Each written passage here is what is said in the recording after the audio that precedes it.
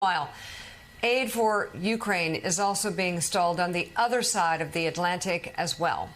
Hungary's Prime Minister Viktor Orban has blocked the European Union's plan for a $52 billion lifeline to bolster Ukraine's defenses. However, there is something that both American and European governments can do to provide much-needed aid to Ukraine, as our next guest proposes in her latest piece entitled "Give Russia's Frozen Assets to Ukraine Now." There is more than $300 billion in Russian funds that could be transferred to Ukraine immediately. Joining us now, staff writer for The Atlantic, Anne Applebaum.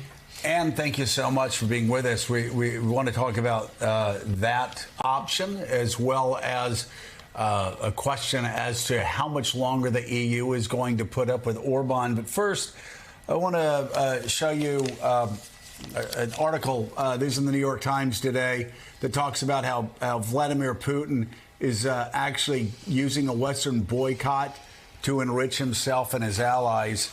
And also the Wall Street Journal editorial page, Gerard Baker, and I'm sure you've seen this, he talks about Vladimir Putin being one of the winners of the year, which he's distressed about. But he writes this: "Gives me no joy to declare Vladimir Putin the geopolitical winner of the year. Though his war on Ukraine continues to inflict massive damage on Russia, even as it slaughters blameless Ukrainians, his position looks immeasurably stronger than a year ago. Kyiv's much vaunted counteroffensive has stalled. Mr. Putin's economy has withstood Western sanctions. European resolve is fading. American support is fracturing. He took a wholly innocent and honorable Wall Street Journal reporter prisoner and will doubtless be rewarded for this piracy with another villain for hostage swap.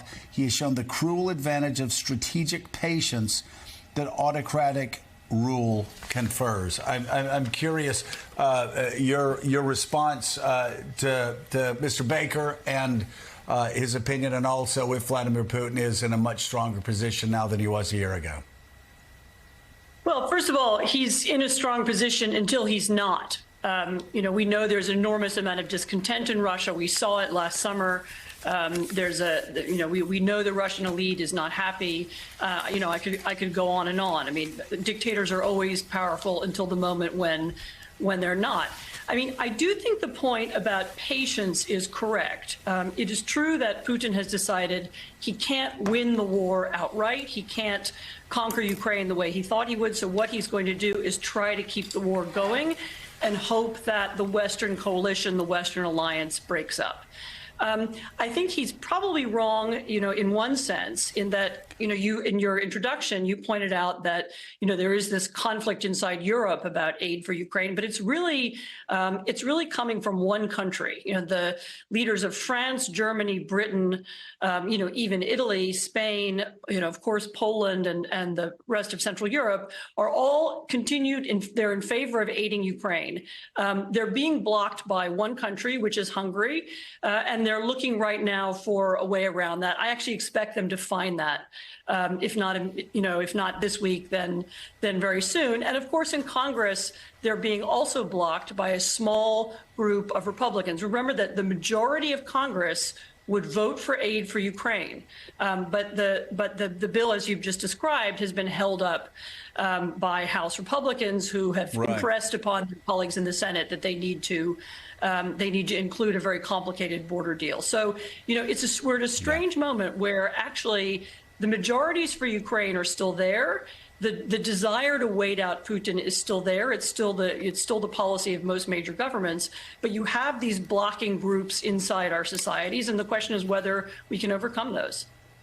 Well, and of course, it's always important to remember Chairman McCall, a Republican in the House, the chairman of the Armed Services Committee, and other important Republicans still supporting Ukraine. It is just a faction, a tiny faction, many of whom worship Orban for some ungodly reason that I still haven't figured out as a former Republican. And let me ask you about Orban. How much longer is the EU going to allow this anti-democratic, illiberal, I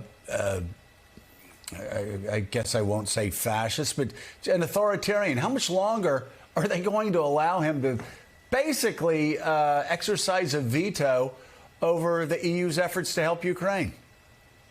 I mean, you're right. It is extraordinary. He's somebody who has destroyed the media in his country, destroyed the judicial system, effectively gerrymandered his election so that it's almost impossible for him to lose, or it has been so far impossible.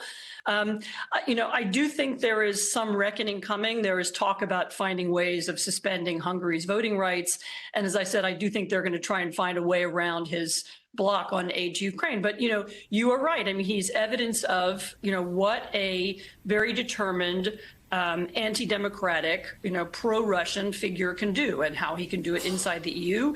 And, as you said, we have the equivalents in the U.S., including admirers of Orban in the U.S. And I'm afraid that the reason they admire him is exactly the reason why you're upset about it, because he has effectively created a one-party state inside his country. He can't lose an election. And there are people in the Republican Party who would like to create that system in the United States. Donald Trump, of course, just praised Viktor Orban again the other day. So, Anne, let's talk about the money involved with the Ukraine conflict. Joe just mentioned how Putin has been able to profit off of some of these Western decisions. We know right now Ukraine aid tied up in Congress. Not clear what and when it will get to Kyiv. But you have a new piece suggesting that Russia's frozen assets could be a real key here for Ukraine to finance both its war effort and its rebuilding. Explain that and whether you think there's a real chance of it happening. So at the beginning of the war, a group of Western financial institutions froze all of the Russian assets that they had, and it comes to about $300 billion. And that's money that Russia can't use, it can't make profits off, it can't collect the interest. It's effectively frozen in those institutions.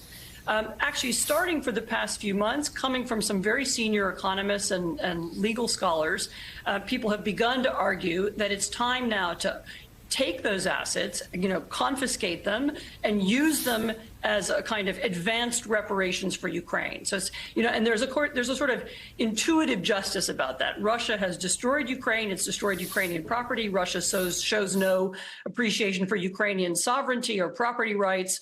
Therefore, Russia loses its own sovereignty and property rights over these assets. I mean, it is a complicated legal issue. There were some countries who were pushing back against it on the grounds that would, it sets a bad precedent. It's very risky. I would just argue that the risks are now very high in the other direction. If we don't find a way to get more funding, more aid to Ukraine, Ukraine could lose the war.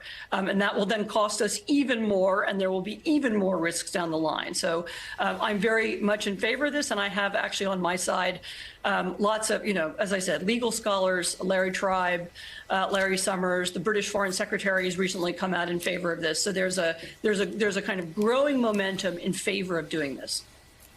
So, Anne, let me ask you, before we let you go, we've been talking about what's at stake in America over the next year. We saw Poland, an extraordinary result for an election that Donald Tusk ended up winning. Just extraordinary, despite the fact that he had just about every disadvantage that you could have.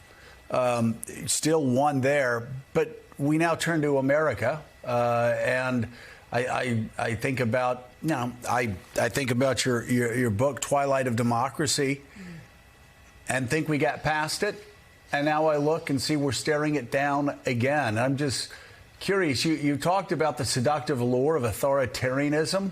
Is that what is gripping the Republican Party right now? Is that what's gripping independents who are preferring Trump to Biden?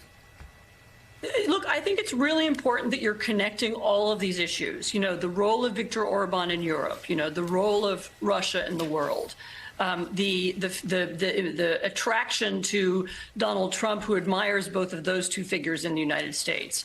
And I think it's a useful reminder that this is a long-term struggle. It's not like, okay, we got rid of Donald Trump once, now we can all go back to, writing books or painting paintings or making money or whatever we do. This is now, a part of what everybody has to think about. It's going to impede on all of our lives. Making sure that the United States doesn't become a one-party state, that it doesn't become a sloppy, messy dictatorship like Hungary. Hungary, I would say, is also a very poor country, one of the poorest in the EU. It's not an advertisement for autocracy. It's just an advertisement for people who want to have that kind of power. And I think all of us need to be aware of the connection between these issues and be conscious of how important they are.